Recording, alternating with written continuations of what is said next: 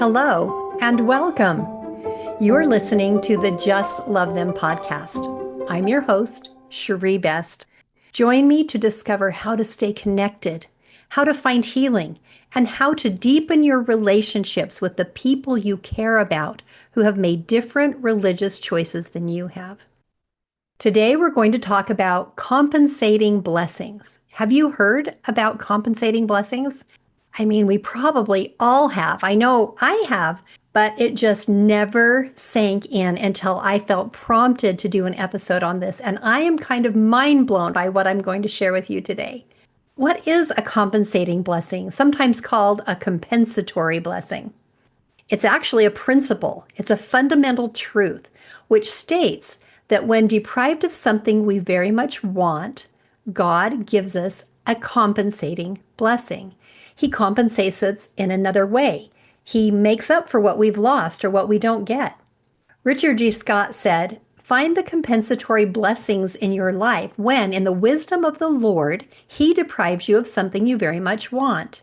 You will discover compensatory blessings when you willingly accept the will of the Lord and exercise faith in Him."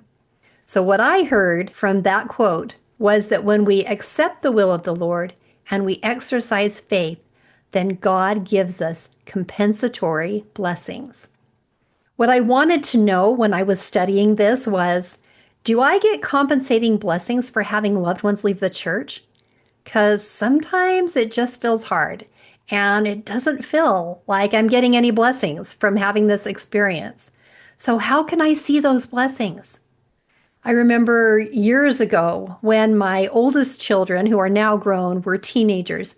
And I had some really hard teenagers, and they were doing some really scary things that were really shaking me to the core as a mother.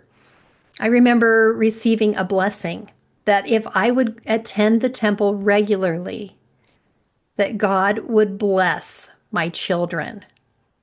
At the time, I interpreted that to mean if I go to the temple regularly, God will help my children to stay active in church and to make right choices and to want to be good.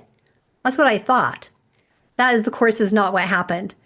As you probably know, 6 of my 7 children do not go to church. But as I look back now, almost 20 years later from having had that blessing, what I've realized is that my children could have had a lot harder road than they had. I had no children who had pregnancies out of wedlock. I had no children who got hooked on drugs. I had no children who ended up homeless at this point. And all of my children love being part of our family. Compensatory blessings. I did get compensated, not in the way I thought was going to happen, but I got blessed in ways that I couldn't have foreseen. It's given me great comfort to learn that God does compensate us for loved ones leaving the church. To be honest, I didn't really understand what compensating blessings were until I started studying for this episode. As I studied and began to understand what a compensating blessing is, to be honest, my rebellious first thought was, there's nothing that can compensate for the pain of having a loved one abandon the faith. But once I repented of that attitude, my second thought was, wow, okay, how have I been compensated over these years? Joseph B. Worthland said, "The Lord compensates the faithful for every loss. That which is taken away from those who love the Lord will be added unto them in His own way." And that's what I saw with my teenagers. I thought I was going to get compensated in a certain way, but God compensated me in His own way. And I'm going to talk a little bit more about that as we go along. Quoting Joseph B. Worthland again, "While it may not come at the time we desire, the faithful will know that every tear today will eventually be returned 100-fold with tears of rejoicing and gratitude. Because Heavenly Father is merciful, a principle of compensation prevails." Unquote. I thought that was a pretty incredible promise. Every tear today will eventually be returned 100-fold with tears of rejoicing.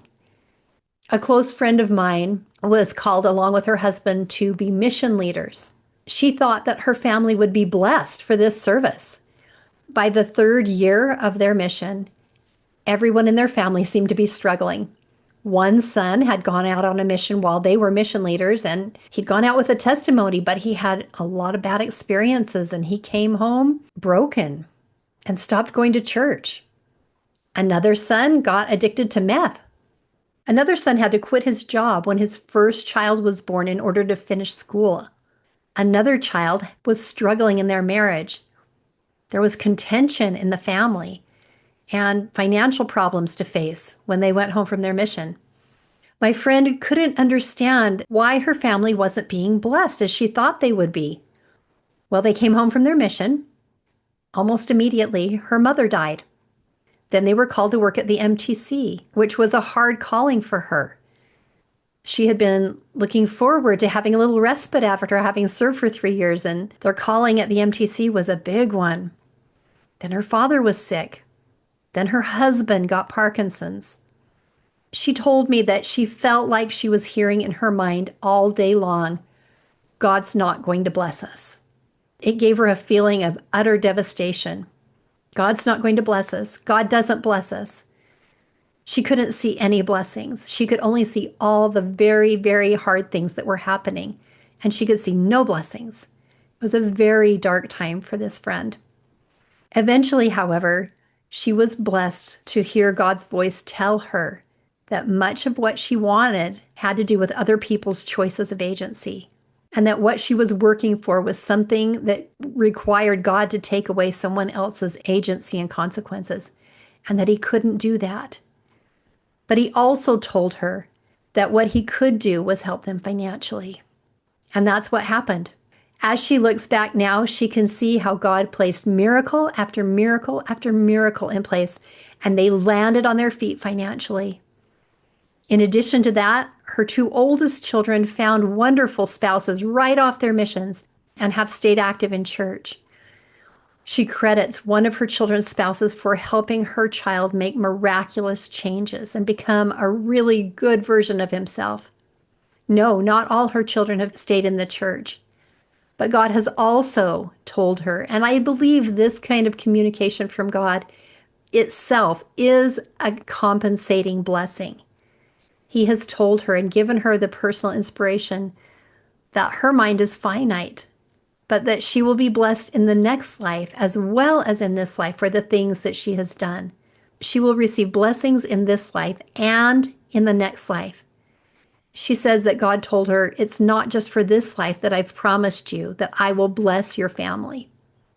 In the end, her children will be blessed for the service she has given and the work she has done. She can look back now and see many compensating blessings that have blessed her life. Blessings of healing, emotionally, physically, financially, and in her family. So many blessings. And she understands now that those blessings are compensating blessings, and they will continue in the next life. Gerald Cassé said, when circumstances beyond our control prevent us from fulfilling the righteous desires of our hearts, the Lord will compensate in ways that allow us to receive his promised blessings. Through his atoning sacrifice, the Savior will compensate for every inability and injustice there's that if we offer our whole souls to him. David S. Baxter said, along the way, you will obtain compensatory blessings even if they are not immediately apparent. With God's help, you need not fear for the future. And that's just the compensating blessing that my friend got. She got that peace that she didn't need to fear about the future. Richard G. Scott said, I testify that when the Lord closes one important door in your life, he shows his continuing love and compassion by opening many other compensating doors through your exercise of faith. What I love about that quote is that it isn't just like one door closes, one door opens. Richard G. Scott says that one door closes and many compensating doors open. Joseph B. Worthland tells the story about his autistic grandson and the compensating blessings from that.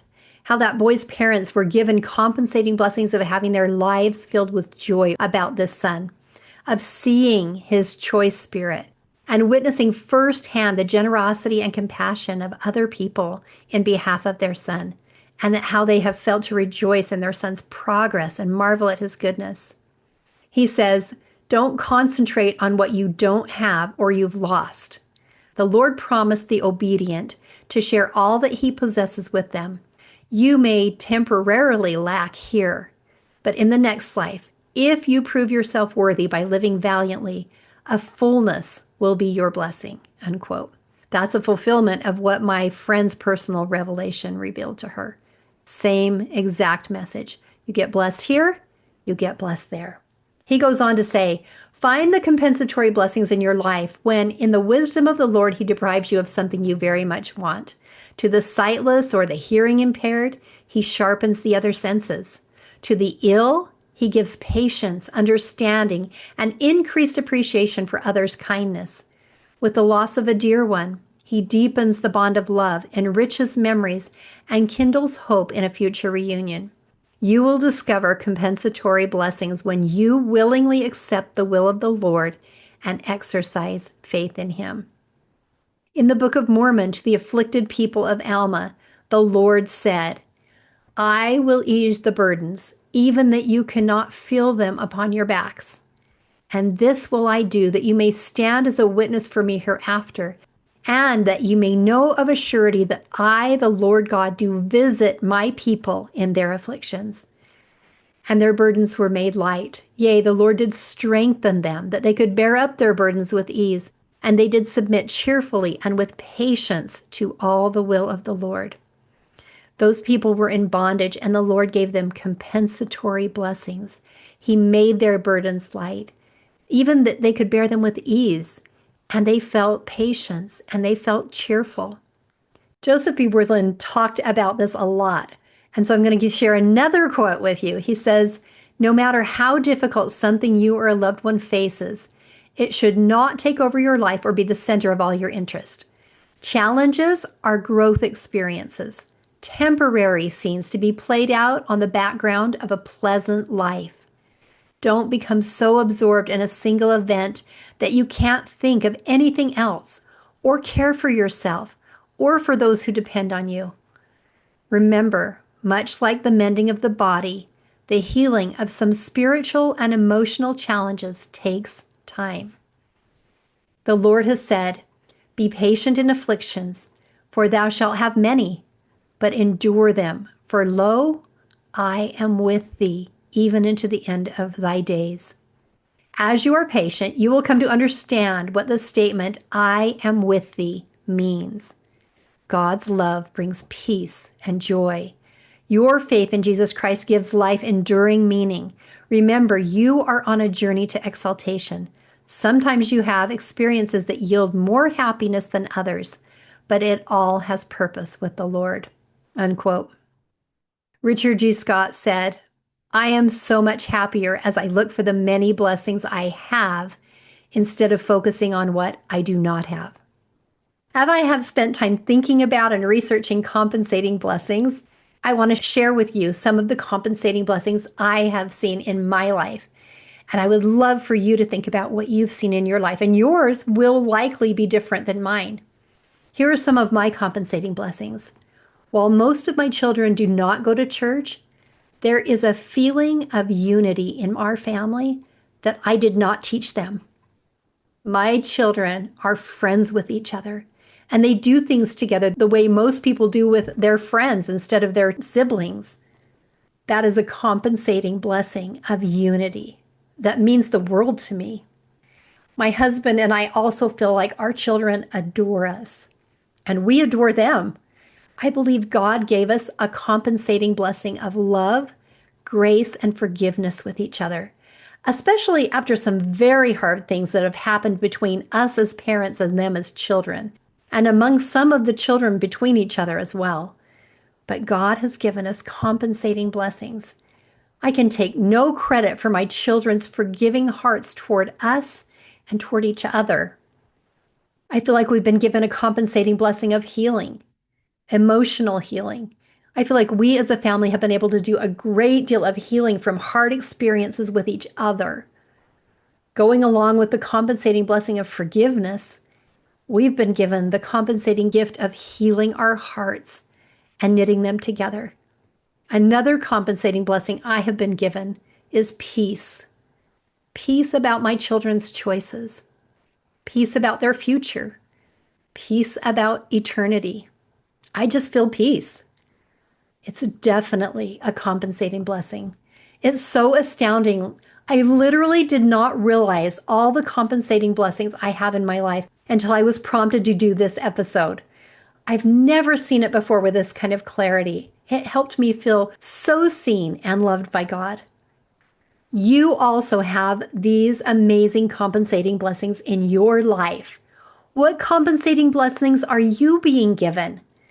I invite you to take a deeper look at your life and see what you are being given. Here are a few some of my friends shared.